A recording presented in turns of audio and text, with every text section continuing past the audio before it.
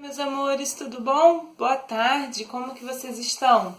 Então, hoje na nossa aula de matemática, nós vamos revisar um pouquinho do conteúdo de semana passada, que é a leitura dos numerais, dos números, ordens e classes, tá bom? Tudo isso está resumidinho nessa folhinha aqui, que vocês já têm aí na casa de vocês, tá bom? Para recapitular, a gente precisa lembrar das ordens. Quais são elas? Unidade, dezena e centena. Depois, unidade de milhar, dezena de milhar, centena de milhar. Unidade de milhão, dezena de milhão, centena de milhão. Certo? Então, a unidade é a primeira ordem, a dezena é a segunda ordem, a centena é a terceira ordem e por aí vai, tá bom? O ponto mais importante dessa matéria é lembrar que a cada 3 ordens nós formamos uma classe. Então, unidade, dezena e centena forma a classe das unidades simples. Unidade de milhar, dezena de milhar e centena de milhar forma a classe dos milhares. E unidade de milhão, dezena de milhão e centena de milhão forma a classe dos milhões. Tá bom? Isso a gente precisa gravar na nossa cabecinha. Outro fato importante que nós falamos nas nossas aulas. Quando a gente for organizar um número, nós organizamos sempre em ordens, tá? Nós vamos organizar um número em ordens e classes, nós começamos sempre da direita para a esquerda. Então, sempre da unidade para frente. E se a gente for fazer a leitura desse número? Aí, normalmente, da esquerda para a direita, tá bom? Então, vamos lá. Primeiro, vamos observar esse número aqui. 3.521. Esse é um numeral. Então, para a gente ler, nós vamos ler normalmente. 3.521, na ordem normal. Agora, se eu fosse colocá-lo, organizar ele dentro do quadro de valor de lugar, a gente colocaria ele, começaria pela primeira ordem. E a primeira ordem é a das unidades. Então, a gente começa da direita para a esquerda. Tá bom, gente? Deu para entender? Deu para lembrar disso? É muito fácil. Isso a gente já faz no nosso dia a dia, só para ficar guardadinho na nossa cabecinha, tá bom? Agora que a gente já deu essa revisada rapidinho, a gente vai fazer essa atividade que vocês já têm aí na casa de vocês, tá bom? Vamos lá, que agora a gente vai falar sobre um outro assunto. Então, meus amores, o nosso próximo assunto é arredondamento. Arredondar. Como assim, tia? Arredondar um número, ele vai ficar redondinho? Mais ou menos isso. Então, a gente faz arredondamento com números inteiros ou com números decimais. Números decimais são números com vírgula. Mas, para hoje, a gente só vai falar dos números inteiros, tá bom? O que é importante vocês observarem?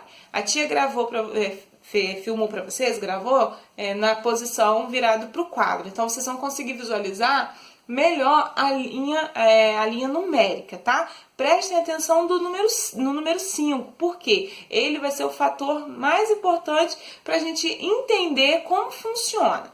Então, vamos lá para vocês entenderem como que funciona o arredondamento dos números. Amores, aí como a tia disse a vocês, para fazer arredondamento, geralmente a gente faz arredondamento com números decimais, ou seja, número com vírgulas. Aí, para a gente entender um pouco sobre o arredondamento, a tia trouxe essa reta numérica aqui. Por quê? O número 5, ele é crucial para fazer o arredondamento. Por quê? Porque nós vamos ver que se o número terminar em qualquer um desses números aqui, 0, 1, 2, 3 e 4, ele vai chegar mais próximo do número anterior.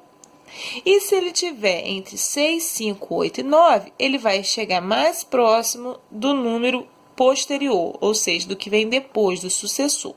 Como assim, tia? Então, vamos lá que eu vou explicar, vou dar o exemplo. Pessoal, para a gente entender melhor, a tia trouxe esses dois exemplos, o numeral 194 e o 197. Aí, o que a gente precisa entender? A nossa reta é de 190, ela vai até o número 200. E o nosso ponto mais importante é o número 5. Ele é que vai determinar se o número vai arredondar para mais ou para menos, tá bom? Então, vamos lá analisar o número 194.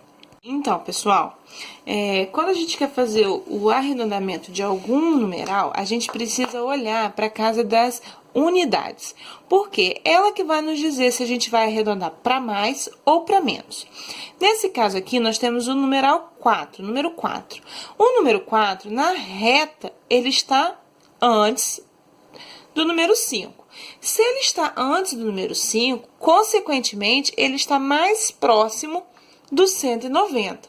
Então, se a gente for arredondar esse número, 194 é arredondado para 190. Tá bom? Agora, vamos para o próximo numeral. Agora, aqui no número 197, nós vamos olhar também para a casa das unidades. Então, aqui é 7. 7, ele vem antes ou depois do número 5? Ele vem o quê? Depois.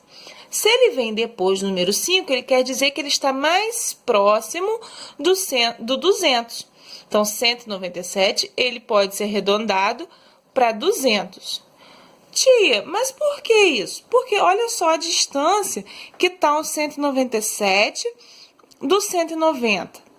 Então, o 197, ele é arredondado para 200, porque ele está mais próximo do 200. E o 194 é mais próximo do 190, então por isso que ele é arredondado para 190. E aí, entenderam? Deu para entender direitinho? Acho que sim, não é mesmo? Só gravar uma coisinha. O número 5 é o meio da reta numérica, vamos dizer assim. E o que vem antes e depois dele, a gente precisa prestar atenção nisso. Se o numeral a casa da unidade, o número que tiver na casa da unidade, tiver depois do número 5, a gente aproxima para mais, a gente arredonda para mais.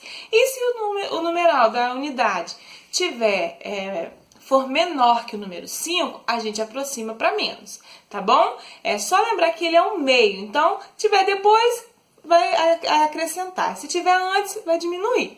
Tá bom, pessoal? Bom, a nossa aula de matemática foi essa. Agora vocês vão fazer a atividade do livro. Então, meu livro já tá aqui, ó, na página 51. Vocês vão fazer essa atividade da página 51 e da página 52 também, que fala sobre arredondamento de números, tá bom? Bom, eu quero ver muito capricho na atividade. Espero que vocês tenham entendido direitinho. Um beijão e até amanhã. Tchau!